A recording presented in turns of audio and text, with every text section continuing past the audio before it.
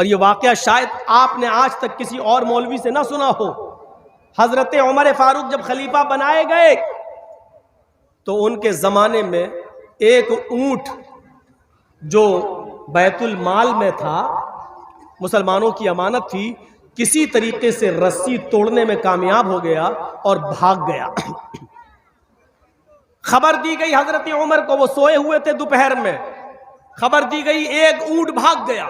ओफो, यहां विजय माल्या भाग जाता है, ललित मोदी भाग जाता है, चौकीदार के नाक के नीचे से भाग जाता है। हजरत उमर फारूक को खबर दी गई एक ऊंट बैतुल माल से गायब हो गया, भाग गया है। हजरत उमर को पता चला कि एक ऊंट, या अल्लाह, मैं कयामत के दिन अल्लाह को क्या जवाब दूंगा, मैं अमीरुल मोमिनीन हूं। उठे और चप्पल भी नहीं पहनी उन्होंने, नंगे पैर भागे। अरब का रेगिस्तानी इलाका, ऊंट तलाश कर रहे हैं, पैरों में चप्पल नहीं है, जमीन गर्म है। हजरत उस्मान गनी अपने घर की छत पर खड़े हैं, देखते हैं कि दूर से एक आदमी नंगे पैर भागता चला जा रहा है। दिल ही दिल में सोचते हैं कितना बड़ा बेवकूफ आदमी है, इतनी कड़ी धूप में नंगे पैर ये भाग रहा है, पता नहीं ये कहां जा रहा है, इसको थोड़ा सा आराम कर लेना चाहिए था। ये गर्म जमीन पर नंगे पैर क्यों भाग रहा है, ये बेवकूफ आदमी है, इतनी सख्त धूप में ये कहां भाग रहा, पसीना पसीना। जब हजरत उमर करीब से गुजरे तो उस्मान गनी पहचान गए कि ये तो हजरत उमर है। कहने लगे, अमीरुल मोमिनीन, इतनी कड़ी धूप में आप कहां भाग रहे हैं, कहां जा रहे हैं? फरमाया, है उस्मान, बैतुल माल का एक ऊंट गायब हो गया है, वो आगे आगे भाग रहा है, मुझे उस ऊंट को पकड़ के बैतुल माल में जमा करना है। अगर आज वो गायब हो गया तो कयामत के दिन मैं अल्लाह को क्या जवाब दूंगा? हजरत उस्मान ने कहा, इधर आओ, हमारे घर में हमारे बहुत से नौकर हैं, बहुत से गुलाम हैं, मैं इनको भेज देता हूं, ये ऊंट पकड़कर आपके बैतुल माल में जमा कर देंगे। आप आइए और पानी पीजिए, नंगे पैर हैं आप। हजरत उमर ने जो जवाब दिया, मदरसे के जिम्मेदारों सुनो, जलसे के जिम्मेदारों सुनो, तुम्हें अभी एक एक पैसे का हिसाब देना है, मदरसे का, जलसे का एक एक रुपए का हिसाब तुम्हें भी देना है, अगर कोई मांगे तो मना नहीं करना चाहिए। हजरत उस्मान गनी ने जब कहा, आओ ठंडा पानी पी लो, बैठो, मैं अपने गुलामों को भेज देता हूं, वो ऊंट पकड़ के तुम्हारे बैतुल माल में जमा कर देंगे। हजरत उमर जवाब देते हैं, उस्मान, तेरा पानी तुझे मुबारक हो, तेरे घर की छत की का साया तुझे मुबारक हो। अमीरुल मोमिनीन मैं हूं, तुम नहीं। अगर ऊंट गायब हो गया तो कयामत के दिन सवाल मुझसे होगा, तुमसे नहीं, क्योंकि जिम्मेदार मैं हूं, तुम नहीं। ये कहकर वो आगे बढ़े और उस ऊंट को जब तक पकड़ नहीं लिया और बैतुल माल में जमा नहीं कर दिया, तब तक उनको नींद नहीं आई। जब बैतुल माल में उस ऊंट को लाए तो बैतुल माल के जिम्मेदारों से पूछा, ये ऊंट कैसे भाग गया?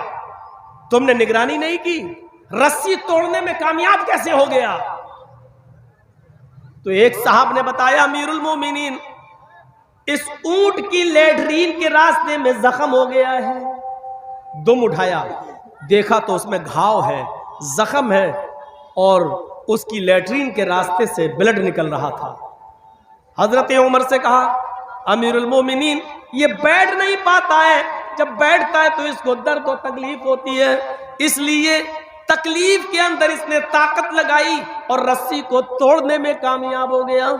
हजरत उमर ने कहा, इस ऊंट की लेटरीन के रास्ते में इतना बड़ा जख्म है, ये ऊंट इतना जख्मी हो गया है और अभी तक उसका कोई ख्याल नहीं रखा गया है।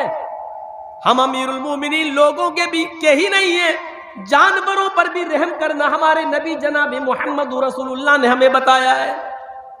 फिर उन्होंने हकीमों से पूछा कि कौन सी जड़ी बूटी जंगल से लाई जाए और उसको पीस कर लगाया जाए। हकीमों ने बताया, हजरत उमर अकेले जंगल में जाते हैं, उस जड़ी बूटी को, उस पत्ते को तोड़ के लाते हैं, फिर अपने हाथों से पीसते हैं, उसका मरहम बनाते हैं, फिर अपने हाथ से ऊंट की दुम उठाते हैं और उस दुम लैट्रीन के जख्म के रास्ते पर अपने हाथ से उस जख्म को पर मरहम लगाते हैं, वो जड़ी बूटी लगाते हैं, कहते हैं अल्लाह मेरा जो काम था वो मैंने कर लिया, शिफा देना तेरा काम है। अय अल्लाह मैं अपनी जिम्मेदारी से आजाद हो गया, अय अल्लाह अब इसको शिफा देना न देना ये तेरा काम है, जानवरों पर रहम करना ये मेरी जिम्मेदारी है, मैंने अपनी जिम्मेदारी निभा ली है, जो हो सकता है वो मैंने किया है। अय अल्लाह इस ऊंट को जल्दी से शिफा दे दे। इस वाक़े से पता चलता है कि जिम्मेदारी क्या चीज होती है। जिम्मेदारी हर आदमी को अपनी जिम्मेदारी पूरी तरीके से निभानी चाहिए, हर आदमी को अपनी जिम्मेदारी पूरी तरीके से अदा करना चाहिए। वक्त की पाबंदी बहुत जरूरी है। शुक्र अदा करो अल्लाह ताला का कि उसने हमें और आपको इस्लाम दिया है। लोग तड़प रहे हैं आज इस्लाम के लिए, वो इस्लाम जो आपका ही नहीं है। शरा लकुम मिनद्दीनि मा वस्सा बिही नूहन वल्लज़ी औहयना इलैक व मा वस्सैना बिही इब्राहीम व मूसा व ईसा अन अक़ीमुद्दीन। ऐ मोहम्मद सल्लल्लाहु अलैहि वसल्लम मैंने आपको वही दीन देकर भेजा है, मैंने आपको वही दीन देकर भेजा है जो दीन आपसे पहले नूह अलैहिस्सलातु वस्सलाम को देकर भेजा था, और नूह के बाद इब्राहीम और मूसा और ईसा भी जो दीन लेकर गए वही दीन मैंने आपको भी देकर भेजा है। ये गलत अफवाह है कि इस्लाम मुसलमानों का धर्म है। ये योगी मोदी आज जो चुनाव के मौके पर हिंदू मुस्लिम कर रहे हैं ना, और देख लीजिए कासगंज यूपी में पुलिस कस्टडी के अंदर एक मुसलमान को मार दिया गया, सिर्फ माहौल बनाने के लिए। यूपी जो चुनाव आ रहा है वो बनाने के लिए ये हिंदू मुस्लिम अगर ये अपनी किताबें पढ़ लें, योगी जी बड़े भक्त बनते हैं राम के और राम मंदिर बनवा रहे हैं अयोध्या में, अगर अपनी किताबें पढ़ लें, अपनी किताबें, तो यकीन मानिए इस्लाम से मोहब्बत करने लगेंगे, क्योंकि इस्लाम ये मुसलमानों का धर्म है ही नहीं, सिर्फ ये उनका भी धर्म है। इसी दीन और इसी धर्म को रामचंद्र जी ने भी पेश किया है, कृष्ण जी ने भी पेश किया है। ये सिर्फ मुसलमानों का नहीं है। हमने कब कहा है कि मोहम्मद सल्लल्लाहु अलैहि वसल्लम जो इस्लाम लाए वही नहीं? अल्लाह ताला खुद कह रहा है मोहम्मद सल्लल्लाहु अलैहि वसल्लम आपको मैंने कोई नया धर्म नया दीन नहीं दिया है, आपसे पहले भी जो नूह अलैहिस्सलाम आए थे उनको भी यही दीन दिया था, और नूह के बाद जो इब्राहिम मूसा और ईसा मोसेस और जीसस जो आए उनको भी हमने यही दीन देकर भेजा। उन लोगों ने जब दीन में गड़बड़ी पैदा की तो उसकी इस्लाह के लिए वही दीन हमने असली शक्ल में आपको देकर भेजा है। क़ुल या अहलल किताबी तालू इला कलिमतिन सवाइम बैनना व बैनकुम अल्ला नअबुदा इल्लल्लाह। आए मोहम्मद सल्लल्लाहु अलैहि वसल्लम आप ऐलान कर दीजिए, आप दुनिया वालों को बता दीजिए, आप दुनिया वालों से कह दीजिए, आप यहूदियों से और ईसाइयों में ऐलान कर दीजिए, या अहलल किताब, आए अहले किताब, आए तौरात वालों, जबूर वालों, इंजील वालों, आए यहूदियों, आए ईसाइयों और आए दाऊद अलैहिस्सलाम के मानने वालों, तालौ इला कलिमतिन सवाइम बैनना व बैनकुम, आओ एक ऐसे कलमे की तरफ। देखिए कुरान क्या कह रहा है, तालौ इला कलिमतिन सवाइम बैनना व बैनकुम, आओ एक ऐसे कलमे की तरफ, आओ एक ऐसे मूल मंत्र की तरफ जो हमारे और तुम्हारे दरमियान बराबर है, यानी वही कलमा आए यहूदियों तुम्हारा भी है, वही कलमा ईसाइयों तुम्हारा भी है। और देख लो मूसा अलैहिस्सलाम जब रसूल बनकर दुनिया में आए तो उनका कलमा था ला इलाहा इल्लल्लाह, मूसा रसूलुल्लाह।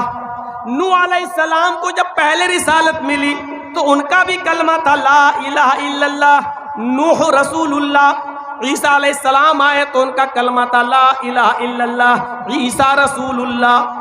देख रहे हैं आप, नूह आए तो कलमा नहीं बदला गया, सिर्फ दूसरा जुमला बदला जा रहा, बस ला इलाहा इल्लल्लाह तीनों का एक ही रहा। ला इलाहा इल्लल्लाह नूह रसूलुल्लाह, मूसा जब आए तो पढ़ा गया ला इलाहा इल्लल्लाह मूसा रसूलुल्लाह, ला इलाहा इल्लल्लाह नहीं बदला जा रहा है। ईसा जब आए तो पढ़ा जा रहा है ला इलाहा इल्लल्लाह ईसा रसूलुल्लाह। कलमा पहला मंत्र नहीं बदला गया, रसूल के एतबार से दूसरा जुज बदला गया।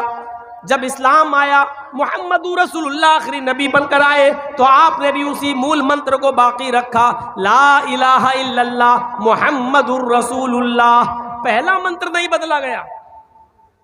और हिंदू भाइयों में भी पहला मंत्र वही है, एकम ब्रह्मादित्य नास्ति नास्ति किंचन, एक ही ब्रह्मा है दूसरा नहीं। बल्कि पंडित जब मरता है तो मरने से पहले अपने बेटे को ला इलाहा इल्लल्लाह पढ़ने की वसीयत करता है। मरने से पहले कहता है मेरे बेटे तू भी मरने से पहले ला इलाहा पढ़ लेना, जिसको हम वेदों की जबान में अनकही कहते हैं। ला इलाहा हरण पापन इल्लल्लाह परमपिदम। मेरे बेटे मरने से पहले ला इलाहा पढ़ लेना, हरण पापन। जब तू ला इलाहा इल्लल्लाह पढ़ेगा तो तेरे पाप हरण हो जाएंगे, तेरे पाप मिट जाएंगे।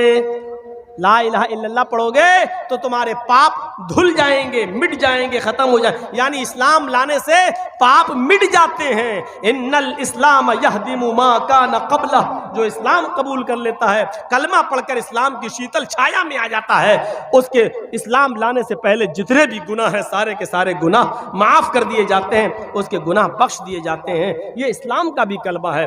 कौन कहता है कि इस्लाम सिर्फ मुसलमानों का धर्म है? कौन सी चीज ऐसी है जो हम करते हैं और आपके यहां नहीं है? बताइए। हम कलमा पढ़ते हैं, आप भी ब्रह्म सूत्र पढ़ते हैं, हम ला इलाहा इल्लल्लाह पढ़ते हैं, आपके यहां पर भी ला इलाहा इल्लल्लाह है। ला इलाहा हरण पापन इल्लल्लाह परम पिदम, ये क्या है? एकम ब्रह्मा द्वितीय नास्ति नास्ति किंचन, ये क्या है? हम नमाज पढ़ते हैं, आपके यहां पर भी साष्टांग है। 8 अंगों को जमीन पर रखो, 8 अंगों को जमीन पर रखो, यानी नाक और माथा 2, 2 हाथ 4, दोनों घुटने 6 और दोनों पैर 8, यानी सजदा करो। हमारे यहाँ नमाज है तो आपके यहाँ साष्टांग है, यानी सजदे का जिक्र आपके यहाँ पर भी है। बल्कि कृष्ण जी ने अर्जुन को 5 वक्त की नमाज पढ़ने का हुक्म भी दिया श्रीमद् भागवत गीता के अध्याय 6 मंत्र नंबर 10 में। योगी युज्जित सततमात्मानं रासिस्थिता एकाकी अच्युतात्मा निराशीर परिग्रह। जब तुम ईश्वर की पूजा करने खड़े हो तो पूरे शरीर का योग कर लो, पूरे शरीर की एक्सरसाइज कर लो। हृदय नमः, सीने पे हाथ रख लो, हृदय दिल नमः, सर को झुका लो, सजदे की जगह पर हृदय दिल हाथ। हिंदू को देखते हो आप ऐसे करता है, मूर्ति के सामने खड़ा ऐसे ओम भूर्भुवः स्वः। किसी हिंदू को आपने ऐसे ऐसे नहीं देखा होगा, ऐसे ही देखा होगा। क्यों? दिल से इबादत या दिल से पूजा। ये हृदय, जब ईश्वर की पूजा करने खड़े हो तो दिल पर हाथ रख लो। हम लोग भी अल्लाह अकबर कहकर यहाँ हाथ रख लेते हैं, जो लोग जहाँ रखते हैं हमें उनसे कोई एतराज नहीं है, लेकिन इबादत दिल से होती है, इस बात को याद रखिए। हृदय नमः, अपने सीने पर हाथ रख लो। अर्जुन कह रहे हैं, कृष्ण कह रहे हैं अर्जुन से, कृष्ण जी अर्जुन से, सतत महात्मानम, और हमेशा पढ़ते रहना, कभी छोड़ना नहीं। राशि स्थित, एक दिन छोड़ दोगे धर्म से हट जाओगे। अल्लाह के नबी ने क्या कहा? मन तरक सलात मुतअम्मिदन फकत कफर, जिसने कसदन जानबूझकर एक वक्त की नमाज छोड़ी उसने कुफ्र किया। एकाकी अच्युतात्मा निराशीर परिग्रह, एक अल्लाह के सामने खड़े हो जाओ। यच्युतात्मा, अपनी आत्मा को वहीं लगा दो, इधर उधर मत देखो। ऐसे नहीं। हम लोग क्या करते हैं? अब तो बहुत से लोग ऐसे करने लगे हैं। अब कहीं इमाम साहब ने अगर कहीं लंबी सूरत पढ़ दी, अलिफ लाम मीम ज़ालिकल के, तो चौंक जाएगा है, ये तो बहुत लंबी सूरत है, फिर ऐसे घड़ी देखेगा। आजकल ये हो रहा है। कभी कभी तो ऐसे भी देख ले, ऐसे भी हो जाती है। जबकि कृष्ण जी अर्जुन से कह रहे हैं यच्युतात्मा, आत्मा वहीं लगी रहे, दिल इधर उधर नहीं होना चाहिए, एकाकी एक जगह। निराशीर परिग्रह, सारे देवी देवताओं से निराश हो जाना, ऊपर वाले से निराश मत होना।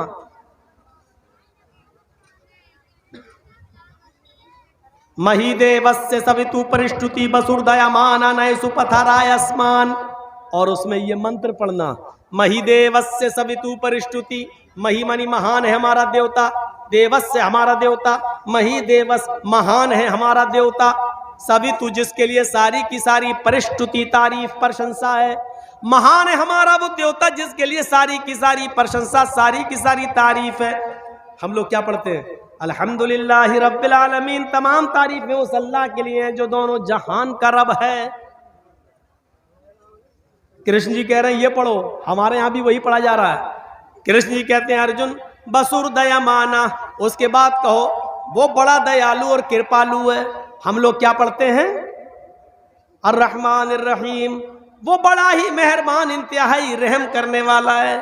कृष्ण जी कहते हैं पढ़ो नए सुपथराय आसमान, सुंदर पथ मानी रास्ता, राय मानी चलाना, आसमान हमारे फायदे के लिए। हाय प्रभु हमको हमारे लाभ हमारे फायदे के लिए सुपथा सुंदर रास्ते पर चला, हमको हमारे लाभ के लिए फायदे के लिए अच्छे रास्ते पे चला। हम और आप क्या पढ़ते हैं? इहदिना सिरातल मुस्तकीम, अय अल्लाह हमको सिराते मुस्तकीम पर सीधे रास्ते पर चला। कृष्ण जी के जो कह रहे हैं वही हमारे नबी ने भी कहा है। इसीलिए मैं कहता हूं कि हिंदू मुस्लिम की राजनीति करने वाले अगर अपनी किताबें पढ़ लें तो कभी इस्लाम से नफरत नहीं करेंगे, मुसलमानों से नफरत नहीं करेंगे। उनके बस में नहीं है नफरत करना अगर वो किताबें पढ़ लें। जैसे हम इस्लाम पढ़ने के बाद और हिंदू धर्म की किताबें पढ़ने के बाद किसी हिंदू से नफरत नहीं कर सकते, क्योंकि हमारा कुरान कहता है एक मनुष्य को, एक नफ्स को अगर किसी ने कत्ल कर दिया तो वो पूरी दुनिया का कातिल है। मन कतल नफ्सन बिगैरि नफ्सिन औ फसादिन फकअन्नमा कतल अन्नास जमिया, जिसने दुनिया में किसी एक मनुष्य को, चाहे वो हिंदू हो या मुसलमान, सिख हो या ईसाई, किसी भी धर्म का, किसी भी जाति का, किसी भी मजहब का मानने वाला हो, अगर आपने किसी को कत्ल कर दिया तो एक इंसान को कत्ल नहीं किया, पूरी दुनिया की इंसानियत को कत्ल कर दिया, पूरे विश्व की इंसानियत को मार डाला, पूरे मानवता का, पूरी इंसानियत के आप कातिल हैं, एक को नहीं मारा है आपने। कुरान सारी दुनिया के इंसानों को एक परिवार से देखता है, एक खानदान से तशबीह देता है। या अय्युहन्नास इन्ना खलकनाकुम मिन ज़करिन व उन्सा व जअलनाकुम शुऊबन व क़बाइल लितअरफू, हाय सारी दुनिया के इंसानों तुम आपस में भाई भाई हो इसलिए कि तुम्हारा बाप एक है, तुम्हारी माँ एक है, तुम एक बाप आदम से और एक माँ हव्वा से पैदा किए गए हो। जब तुम्हारा बाप एक, तुम्हारी माँ एक, तो तुम सब आपस में भाई भाई हो, खानदान तुम्हारा एक है, तुम एक परिवार की तरह हो, तुम एक खानदान की ब्रांच, एक पेड़ की शाखाएं हो। दीजिए कुरान हम सबको एक खानदान से, एक परिवार से जोड़ रहा है और कह रहा है कि तुम सब आपस में एक दूसरे के भाई हो, तुम सब आपस में एक दूसरे, एक ही माँ और एक ही बाप के बेटे हो। इतनी बड़ी इंसानियत का सबक मेरे भाइयों दुनिया के किसी मजहब के अंदर नहीं मिलेगा। हाँ, लेकिन कुरान और हदीस के कानून को हमें फॉलो करना है, इसलिए इंसानियत जहां निभाना पड़े वहां रिकॉर्ड तोड़ देना, लेकिन मजहब के साथ समझौते मत करना। अल्लाह के रसूल ने यहूदियों की मदद की, अल्लाह के नबी ने ईसाइयों की मदद की, अल्लाह के नबी ने मजूसियों की मदद की, लेकिन धर्म से समझौता नहीं किया। अगर किसी हिंदू भाई को ब्लड की जरूरत है और ब्लड नहीं मिल रहा है और उसका ग्रुप आपके ब्लड ग्रुप से मैच खा रहा है और आपके एक बोतल ब्लड देने से उसकी जान बच रही है, तो इस्लाम ये कहता है कि उस वक्त आप रोजा तोड़ दो। अगर रोजे की हालत में भी हो तो आप रोजा तोड़ दो और रोजा तोड़कर ब्लड दे दो और ब्लड देकर उसकी जान बचा लो। इस रोजे की कज़ा बाद में हो सकती है, अगर जान चली गई तो बाद में जान वापस नहीं आएगी। एक गैर मुस्लिम के लिए इस्लाम ये कहता है कि तुम अपना रोजा तोड़कर ब्लड देकर उसकी जान बचा लो, रोजे की कज़ा बाद में कर लेना। इंसानियत निभाई तो इतनी, लेकिन ये भी नहीं कहा कि तुम उनके मंदिरों में जाकर सजदा कर लो। अल्लाह के नबी ने कहा, कुरान की आयत नाजिल हुई जब काफिरों ने कहा कि 6 महीने आप हमारे माबूद की इबादत कर लें, हमारे खुदा, और 6 महीने में आपके माबूद की, आपके रब की इबादत कर लेते हैं, तो अल्लाह के नबी ने साफ कह दिया, लकुम दीनुकुम वलिय दीन, ये नहीं होगा। इंसानियत हम निभाएंगे लेकिन दीन के साथ समझौता नहीं करेंगे। तुम्हारे लिए तुम्हारा दीन और हमारे लिए हमारा दीन, ये समझौता नहीं कर सकते। कयामत की निशानियों में से एक निशानी ये बताई, युस्बिहु रजुलु मुमिनन व युमसी काफिरन व युमसी मुमिनन युस्बिहु काफिरन। एक मुसलमान को तुम देखोगे सुबह फजर की नमाज पढ़ेगा, नमाज पढ़ने के बाद कुरान की तिलावत करेगा, मस्कीनों को गरीबों को खाना खिलाएगा, सुबह सवेरे उठेगा तो वो मोमिन होगा, लेकिन शाम का सूरज डूबने से पहले पहले वो काफिर हो जाएगा। यह कयामत की निशानी बताई। एक जमाना ऐसा आ जाएगा कि मुसलमान सुबह हालत ईमान में उठेगा लेकिन सूरज डूबने से पहले पहले वो काफिर हो जाएगा। आज ये चुनाव का दौर है और देख लीजिए आज चुनाव के इस दौर में ऐसा हो रहा है या नहीं हो रहा है।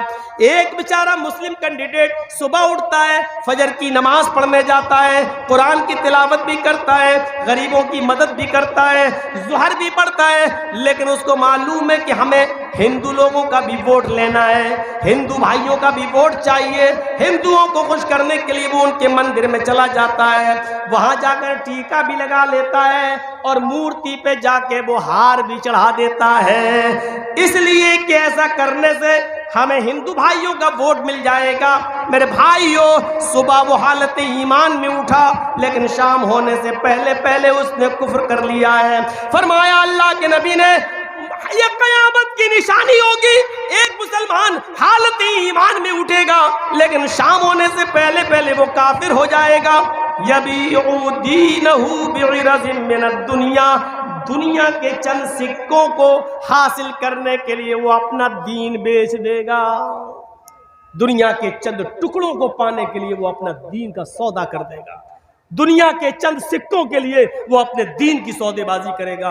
अपने मुआशरे और समाज पर ऐसे मुस्लिम कैंडिडेटों पर नजर रखो जो गैर मुस्लिमों का वोट पाने के लिए टीका भी लगा रहे हैं और मूर्तियों पर हार भी चढ़ा रहे हैं। और दलील क्या देते हैं, अरे हिंदू भाई भी तो कैंडिडेट है, वो भी तो रोजा रख लेता है या इफ्तार पार्टी में आ जाता है, वो भी तो टोपी लगा लेता है, हमें क्या मतलब है, हमें उससे क्या मतलब है वो क्या कर रहा है। लेकिन आपकी शरीयत आपको इजाजत नहीं देती है कि आप मंदिर में जाकर टीका लगाएं। टीका लगाना ये मुशाबिहत है गैर मुस्लिम से, और मन तशब्बह बिकौमिन फहुव मिन्हुम, जो जिस कौम की मुशाबिहत करेगा कयामत के दिन उसी के साथ उठाया जाएगा। मूर्तियों पर फूल और हार और मालाएं नहीं चढ़ाई जा सकती। अगर आपने मंदिर में किसी मूर्ति पर फूल और मालाएं चढ़ा दी तो माफ कीजिएगा बहुत से लोग दलील दे देंगे, जब आपका नेता मूर्तियों पर फूल और हार माला चढ़ा देता है तो हमने कब्रों पे अगर फूल चढ़ा दिए तो कौन सा जुर्म किया है, हमने यहाँ चादर चढ़ा दी तो कौन सा जुर्म किया है। मेरे भाइयों, किसी भी पत्थर पर फूल और माला नहीं चढ़ाया जा सकता है, उसके सामने हाथ जोड़ के खड़ा नहीं होया जा सकता है। अगर शरीयत ने किसी पत्थर को चूमने की इजाजत दी है तो वो सिर्फ हजरे अस्वद है जो खाने काबा में लगा हुआ है, सिर्फ उस पत्थर को चूमने की इजाजत दी है। अगर आसानी के साथ वहां जा सकते हो और उसको छू सकते हो तो छू लो, और चूम सकते हो तो उसको बोसा दे दो। लेकिन अगर ये आसान ना हो, भीड़ बहुत ज्यादा हो, तो हाथ का इशारा कर लो, बस इतना काफी है और आपको सवाब मिल जाएगा। दिल में नियत करो, अगर भीड़ ना होती तो मैं जरूर चूमता, लेकिन मैं नहीं चूम पाऊंगा क्योंकि भीड़ बहुत ज्यादा है। दाहिना हाथ उठाकर इशारा कर दीजिए और अपना चक्कर लगाना शुरू कर दीजिए। उस पत्थर को ही चूमा जा सकता है और उसका बोसा लिया जा सकता है, उसके अलावा किसी पत्थर को नहीं चूमा जा सकता। लेकिन हजरत उमर फारूक का जब जमाना आया तो उमर फारूक को डर लगने लगा, इस पत्थर को लोग चूमते हैं, ऐसा ना हो कि इस पत्थर को आगे चलकर लोग इसको खुदा बना ले, माबूद बना ले, कहीं इस पत्थर से रोजी रोटी ना मांगने लगे, इस पत्थर से कहीं औलाद ना मांगने लगे, इस पत्थर को बाबरकत पत्थर समझकर बरकत के हुसूल के लिए बैठने न लगे। तो हजरत उमर फारूक ने तवाफ करने से पहले उस पत्थर पे हाथ रख के कहा था, आए पत्थर, अन्नका हजरुन ला तनफउ वला तजुर, आए पत्थर तू सिर्फ एक पत्थर है, आए हजरे अस्वद, तू सिर्फ एक पत्थर है, तू किसी को नफा नहीं पहुंचा सकता, तू किसी को नुकसान नहीं पहुंचा सकता। तेरे अंदर नफा देने की और नुकसान पहुंचाने की ताकत नहीं है। मैं तो सिर्फ तुझे इसलिए चूमता हूं क्योंकि मुहम्मदुर रसूलुल्लाह को मैंने चूमते हुए देखा है। अगर मेरे नबी ने तुझे न चूमा होता तो मैं भी तुझे नहीं चूमता। बस ऐ पत्थर सुन, तेरे अंदर किसी को कुछ देने की और किसी से कुछ छीनने की ताकत नहीं है। तू माबूद नहीं है, तू खुदा नहीं है, तू रब नहीं है। सवाल यह है कि फिर मैं तुझे चूम क्यों रहा हूं? मैं सिर्फ इसलिए चूम रहा हूं क्योंकि मेरे नबी ने तुझे चूमा, इसलिए हम तुझे चूम रहे हैं। तो मेरे प्यारे साथियों, ये कहकर लोगों को बता दिया कि ये पत्थर पत्थर है, ये रब नहीं है, ये माबूद नहीं है, यहाँ चादर नहीं चढ़ाई जाएगी, यहाँ हाथ जोड़कर खड़ा नहीं हुआ जाएगा। इस पत्थर से किसी किस्म की बरकत की उम्मीद मत रखना। बस एक सुन्नत है उसको चूमना, एक छूना और बोसा लेना सुन्नत है। मेरे प्यारे साथियों, ये इस्लाम की शीतल छाया और इस्लाम की साफ और शफाफ तालीम है। इसे हमें और आपको गौर करना चाहिए और लेना चाहिए और सीखना चाहिए। ये मजहब सबका है। आओ, अगर नमाज है तो आपके यहां पर भी है, कलमा है तो आपके यहां पर भी है, अगर ज़कात देने का हुक्म दिया है इस्लाम ने तो आपके यहाँ पर भी दान और खैरात का है। सबूत व दानम दीक्षिता, हाय अर्जुन, ज्यादा से ज्यादा गरीबों मिस्कीनों में दान दिया करो, दान देने से पाप मिटते हैं। अगर हमारे यहाँ रोजा है तो आपके यहाँ पर भी व्रत है। हाँ, एक फर्क जरूर मिलता है, हमारे यहाँ मरने के बाद इंसान दोबारा कुत्ता बिल्ली चूहा नहीं बनता है और आपके यहां मरने के बाद आवागमन है। अच्छे कर्म किए होंगे तो फिर से मनुष्य बनाकर पैदा किया जाएगा, लेकिन बुरे कर्म किए होंगे तो अपने अपने कर्मों के मुताबिक इंसान को सजा मिलेगी। मनुस्मृति पढ़िए, एक एक गुनाह की सजा लिखी हुई है। 2-3 सजाएं मुझे याद हैं। रिश्वत खाओगे तो कुत्ते का जन्म होगा, जुआ खेलोगे तो भैंस का जन्म होगा, किसी लड़की पर गलत नजर डालोगे तो तुम्हें अगला जन्म लड़की का होगा, चोरी करोगे तो अगले जन्म में बिल्ली बनाए जाओगे। ये हमें याद है मनुस्मृति के, वरना उसमें बहुत कुछ लिखा हुआ। ये करोगे तो आलू बनोगे, ये करोगे तो गोभी बनोगे, ये करोगे तो बैगन बनोगे, ये करोगे तो फूल गोभी बनोगे, ये करोगे तो यहां तक कि हरा धनिया, हरा मिर्चा, ये करोगे तो ये बनोगे। पूरी एक लिस्ट है, दाल चावल तक की लिस्ट है। ये करोगे तो दाल बनोगे, ये करोगे तो चावल बनोगे, ये करोगे तो मतलब सबकी एक लिस्ट है। यानी ये सारी सब्जियां जो आप देख रहे हो ये पाप के नतीजे में मिल रही हैं हमें और आपको। ये सब पहले इंसान थी, इन्होंने वो जुर्म किए थे तब दाल बनाए गए। हम जो खा रहे हैं वो इंसानों को खा रहे हैं। पूरी एक लिस्ट है। एक बार मैं पढ़ रहा था मनुस्मृति, तो उसमें देखा तो मैं सोचने लगा, या अल्लाह, इसमें लिखा है कि जुआ खेलोगे तो भैंस का जन्म होगा। तो दुनिया में जितनी भैंसें हैं इसका मतलब ये पहले सब इंसान रही होंगी। इन्होंने जुआ खेला होगा तो इनको भैंस का जन्म हुआ है। इसका मतलब यह है कि दुनिया में अगर कोई आदमी जुआ ना खेले तो भैंस का जन्म ही नहीं होगा, और जब भैंस नहीं होगी तो दूध भी नहीं मिलेगा, और दूध नहीं होगा तो दही, मट्ठा, घी, छाछ, पनीर, दूध से बनने वाली सारी नेमतें हमें कुछ नहीं मिलेंगी। यानी ये सारी नेमतें खाना है, तो इसका मतलब यह है कि जुआ खेलो। एक पंडित से मैंने कहा, लोकल पंडित से, कहने लगा चुप रहो मौलाना साहब, हम इतने बड़े पंडित नहीं, हमारे किसी बड़े पंडित से पूछो। हम लोग तो बस ऐसी दान कन्या कर लेते हैं, कुछ हमें गुरु दक्षिणा मिल जाती है, हम क्या जाने ये सब। लोकल पंडित था, नहीं बता पाया। क्लियर लिखा है जुआ खेलोगे तो भैंस का जन्म होगा। अब बताइए तो आप, ये सारी नियामतें हमें जुआ खेलने के नतीजे में मिल रही हैं। इससे भी बड़ी बात, चोरी करोगे तो बिल्ली का जन्म होगा। अरे हमने दुनिया में चोरी की, पुलिस ने हमें पकड़ा, जेल में डाल दिया। पुलिस की जेल फिर भी अच्छी है, जब तक हम जेल में है दूसरे की चोरी तो नहीं कर रहे हैं, कम से कम इलाका सुरक्षित तो है। लेकिन अल्लाह अगर चोर को बिल्ली बना दे तो मोहल्ला सुरक्षित कहाँ है? जब इंसान थे तो माल चुराते थे, रुपया चुराते थे, सोना चुराते थे, चांदी चुराते थे, लेकिन अल्लाह ने चोर को बिल्ली बना दिया। तो अब सोना चांदी नहीं चुरा रहे, किसी का कबूतर चुरा रहे हैं, किसी की मुर्गी फाड़ रहे हैं, खा रहे हैं, कुछ ना कुछ अभी भी कर रहे हैं। तो इसका मतलब यह है कि पुलिस की जेल फिर भी मजबूत है, अल्लाह ने जो सजा देकर बिल्ली बनाया वो कमजोर है, क्योंकि चोरी तो अभी भी नहीं रुकी है। रिश्वत खाओगे तो कुत्ते का जन्म होगा, यह बड़ी अजीब बात है। जब मैं रास्ते में किसी कुत्ते को देखता हूं तो सोचता हूं पता नहीं ये किस पुलिस वाले, नाम ना लो, हालात खराब हो जाएंगे, सोचता हूं कि ये किस लुटेरे का वो होगा। ये जो कुत्ते हैं ये लोकल कुत्ते हैं, ये 100-200 रुपए लेकर तिरक छोड़ने वाले, कम हल्की फुल्की रिश्वत।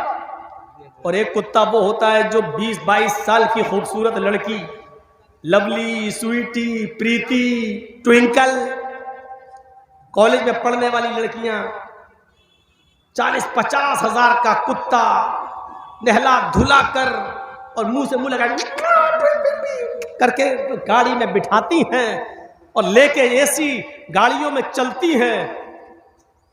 मैं सोचता हूं ये किसी बड़े वीआईपी लीडर, किसी नेता का जन्म हुआ होगा। कभी कभी हम सोचते हैं यूपी और दिल्ली चलाने वाले लोगों को ये जुल्म बेचारे कर रहे कर लें, लेकिन मरने के बाद इनको क्या बनाया जाएगा? ऐसा न हो कि ऐसा बकरा बन जाएं जो हम ही लोगों के किसी हिस्से में आ जाए। कहीं देसी मुर्गा बन गए तो पता नहीं किस मौलवी के पेट में जाएंगे। मौलवियों का सबसे बेहतरीन गिजा देसी मुर्गा ही होता है। बाकायदा मांगते हैं जलसे में, देसी मुर्गा है तो आएंगे। मैं उस मौलवी को जानता हूं जिसने तकरीर की डेट देने से पहले कहा था कि हमें मंगोर मछली, देसी मुर्गा, फ्राई चाहिए। नाम नहीं लूंगा वरना आप लोग हंसेंगे। मैं सोचता हूं कि ये लोग दुनिया में बेचारे कर रहे करें, लेकिन आखिर इनको इनके धर्म के मुताबिक कौन सा जन्म होगा, क्या होगा? अगर हमें पता चल जाए कि ये वही आदमी है जिसका जन्म ये हुआ, तो हम तो उसको काटे ही नहीं, उसको रखे रहें, खिलाएं और पिलाएं और रोजाना उससे बात करें। साहब अब पता चला तुम्हें, तिल तिल तड़पाएं। लिखा है कि चोरी करोगे तो, रिश्वत खाओगे तो कुत्ते का जन्म होगा। और आखिर में एक सजा और जो हमें मालूम है, लड़की को देखोगे तो अगला जन्म लड़की का होगा। दुनिया में जितनी लड़कियां जलसे में आई है ना, जलसे में ना दिखे लेकिन बाहर बाजार लगा हुआ वहां देख लो। अभी हम आ रहे थे, जो लेके आए, मंजर पता चल जाता है। ऐसा लग रहा था जैसे एक कुतिया के पीछे 10-10 कुत्ते लगे हों। हमने कह दिया जो कहना था, बुलाओ या ना बुलाओ, हम बहुत आजाद ख्याल के आदमी हैं। और देखा जब हम यहां बैठे स्टेज पर तो मौलाना साहब को अपनी तकरीर 10-5 मिनट के लिए रोकना पड़ी, लोग भरने लगे। अभी तक मौलाना हमसे पहले जो बोल रहे थे शायद लैला मजनू की कहानी सुना रहे थे, वो कुरान हदीस नहीं थी। कुरान हदीस तो मौलाना जर्जीस सुनाने आए थे। जर्जीस साहब आए, मजमा भर गया। नहीं थे तब तक कहां थे सब मालूम है। कुतियां घूम रही थी, कुत्ते पीछा कर रहे थे। जाओ, कह दिया हमने, तुम्हें जो बुरा लगता है लगता रहे, मेरे बाप का कुछ नहीं जा रहा। मुझे तो बाल ठाकरे के खिलाफ भी बोला तो मेरे बाप का कुछ नहीं गया। और क्या जाएगा, कोई आसमान से टपकता हुआ कोई फरिश्ता थोड़ी था बाल ठाकरे। उसने हमारे नबी को गाली दी थी, उसने कहा था मोहम्मद अय्याश था, मक्कार था, 11 औरतें रखता था। तो हमने कह दिया था जवाब में, 11 बीवी रखने वाला अगर मक्कार और अय्याश था तो कृष्ण जी 16,108 रखे थे, वो क्या थे? उसने फिर तकरीर में कहा था, अगर मैं प्रधानमंत्री बन गया तो हरा रंग बंद कर दूंगा। हरा रंग मुसलमानों का रंग है, इस्लामी रंग है, मैं हरा रंग बंद कर दूंगा, हर जगह लाल रंग के झंडे को, केसरिया रंग के झंडे को लागू कर दूंगा। मैंने उसके जवाब में कहा था, ठाकुरे जी लाल रंग से इतना प्यार, हरे रंग से इतनी नफरत, ये नफरत करना छोड़ दो, क्योंकि हरे रंग की सब्जियां खा खा कर तुम जिंदा हो, लाल रंग की चीज तुम्हें नसीब नहीं होती है। सिर्फ टमाटर खाते हो बस, और गाजर और चुकंदर, कितना खाओगे? लाल रंग की चीज वो है जो हमारे बिहार और बंगाल में खाई जाती है। हमने कहा वो खाना शुरू, मैं तो नाम लिया था, यहां नाम नहीं लूंगा, मुझे डर लगता है यहां नाम ले लूं तो कहीं यूपी के होने वाले चुनाव में मीडिया वाले उसी चीज को उछालें और बीजेपी को फायदा ना पहुंचाएं। वैसे बीजेपी को हम मुसलमानों में बहुत से लोग मिल गए हैं फायदा पहुंचाने के लिए, संतुष्टि के साथ वो बैठी हुई है कि हम तो जीत रहे हैं, हम तो निकल रहे हैं, क्योंकि हमारा काम तो मुसलमान ही लोग कर रहे हैं। मैंने इशारे में बहुत कुछ कह दिया है, बहुत ही मुआज़रत के साथ अगर किसी को बुरा लगा हो तो लगता रहे। मैं माफ़ी नहीं मांगता हूँ, जुर्म ही नहीं किया तो माफ़ी क्यों मांगू? मैंने कोई गलती नहीं की बोलकर, इसलिए माफ़ी मांगने का सवाल ही पैदा नहीं होता है। तुझे बुरा लगा है तो ये तेरी विचारधारा है, अपने विचारधारा को आगे बढ़ा और सोच और समझ, ये सोचने और समझने की चीज़ है। इत्मीनान के साथ बैठी हुई है बीजेपी कि हमारा काम तो हो रहा है। आपको एक राज की बात बताऊं, मेरे पास यूपी की कुर्सी संभालने वाला, उसका भेजा हुआ एक आदमी लखनऊ में मेरे पास आया और मुझसे कहता है, मौलाना साहब आप या तो बीजेपी का प्रचार करिए और ब्लैंक चेक ले लीजिए, जो चाहिए वो ले लो, खुलकर आइए बीजेपी में, हम स्वागत करेंगे। पूरे उत्तर प्रदेश का हम आपको अल्पसंख्यक का अध्यक्ष बना देंगे। मैंने कहा नहीं साहब, बीजेपी में हम नहीं जा सकते, बीजेपी में हम जाएंगे तो हमारी कब्र खुद जाएगी। तो कहने लगा, तो फिर तुम्हारे एक मुसलमान भाई भी हैं, नाम समझ गए ना, मैं नहीं लूंगा, आपके एक मुसलमान भाई भी हैं, वो लड़ रहे हैं, वो हम लोगों के बड़े विरोध में रहते हैं, फिर आप उस पार्टी का प्रचार कीजिए। मैंने कहा आपको क्यों इंटरेस्ट है उसमें? कहा कि उनके प्रचार से हमें फायदा हो जाएगा। हमने कहा नहीं, अगर मैं अखिलेश का साथ दे दूं तो? बोले अखिलेश का साथ दोगे या मायावती का या कांग्रेस का, तो जो हाल मौलाना कलीमुद्दीन का किया वही हाल तुम्हारा भी कर देंगे, जेल में ठूस दिए जाओगे।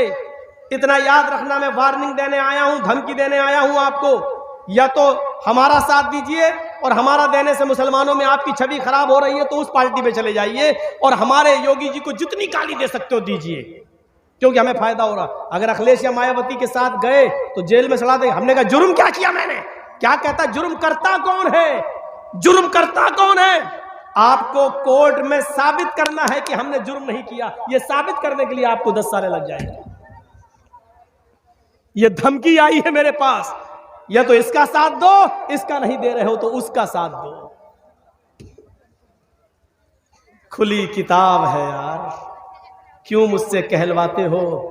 मैं बिहार में नहीं कहना चाहता हूं, बंगाल में ममता दीदी ने पूरी इजाजत दी है, खूब बोलो, मैं देता हूं, जाता हूं, बोलता हूं, नाम भी लेता हूं, इसलिए कि जहां मेरे ऊपर केस होने का खतरा नहीं है वहां लेता हूं, नाम भी लेता हूं। अपने आप को बचाना भी जरूरी है। समझो, पहचानो, गौर करो, ये देखो, इस वक्त कोई तुम्हारा नहीं है, ये सच है, कोई तुम्हारा नहीं, ये सच है। लेकिन ये भी सोच लो कि इस वक्त हमें अपने आप को बड़े नुकसान से बचाना है तो छोटा नुकसान आपको करना पड़ेगा। आप ये सोचो कि छोटा नुकसान ना हो, नहीं, आपके पैर में कैंसर है, डॉक्टर ने कह दिया पैर काटना पड़ेगा, नहीं तो आपकी जान जा रही है। इसलिए बड़ा नुकसान यह है कि मेरी जान चली जाए, बच्चे बेचारे यतीम हो जाएंगे, और छोटा नुकसान यह है कि हमारा पैर कट जाए लेकिन बच्चे तो हमारे सामने रहेंगे। तो बड़े नुकसान से बचने के लिए छोटा नुकसान कर दो, यानी अपना पैर कटा के अपनी जान बचा लो। यही अक्लमंदी है, यही अक्लमंदी है। ये देख लो इस वक्त कि हमारा बड़ा नुकसान किसमें और छोटा नुकसान किसमें है, ये देखना पड़ेगा तुम्हें। हमारी बीवी को बच्चा हो रहा है, डॉक्टर ने कह दिया कि आपकी बीवी या आपके बच्चे में से मैं किसी एक को बचा सकता हूं। जर्जीस को बच्चा भी प्यारा है, जर्जीस को बीवी भी प्यारी है, लेकिन दोनों में से एक बचेगा। कलेजे पे हाथ रखकर कह दिया बीवी को बचा लो, बीवी रहेगी तो बच्चे तो बाद में और भी आ जाएंगे, अगर बच्चा जा रहा है तो जाने दो। अक्लमंदी यही है, वरना दोनों मारे जा रहे हैं। तो मेरे प्यारे साथियों, बड़े नुकसान से अपने आप को बचाने के लिए छोटा नुकसान करना पड़े तो कर दो। इस्लाम के उसूलों पर आ जाओ, इस्लाम के ज़ाब्तों को पकड़ो। चंदे का ऐलान हो रहा, दो, यही चीजें कामयाबी की दलील है। मैं ऐलान नहीं करूंगा, मैं बैठूंगा नहीं, मैं आपसे रुपया लेने के लिए यहां पर बैठकर इंतजार नहीं करूंगा। याद रखो, एक मिसाल देके जा रहा हूं, बिहार वालों खुशनसीब हो, बंगाल वालों खुशनसीब हो कि तुम्हारे यहां मदरसों पे कोई पाबंदी नहीं है। सरकारी स्कूलों में तुम पढ़ा रहे हो, मदरसे खुले हैं, बंगाल में खुली इजाजत है। हम यूपी वालों से पूछो, हमारे मदरसे बंद किए जा रहे हैं, मदरसों पे छापे मारे जा रहे हैं, मदरसे की उस्तादों पर नजरें रखी जा रही हैं, सीसीटीवी कैमरे लगाए जा रहे हैं, हमारे यूपी के मदारिस को बंद करने की प्लानिंग हो रही है। याद रखना, अगर ये मदरसे जो आप लोगों के इसी चंदे से चलते हैं, अल्लाह न करे कि यूपी वाला माहौल आपके यहाँ आ जाए, ये मदरसे अगर बंद हो गए तो कोई फिर अली मियां नदवी जैसी शख्सियत पैदा नहीं होगी, फिर कोई एहसान इलाही ज़हीर जैसी शख्सियत पैदा नहीं होगी, कोई इब्ने तैमिया और इब्ने क़य्यम बनकर नहीं निकलेगा। याद रखना, कोई फिर अबू हनीफा और इमाम शाफी और इमाम मालिक और इमाम अहमद इब्ने हम्बल बनकर नहीं निकलेगा। आप चाहते हैं कि दीन बाकी रहे, आप चाहते हैं कि इस्लाम बाकी रहे, तो इन मदरसों की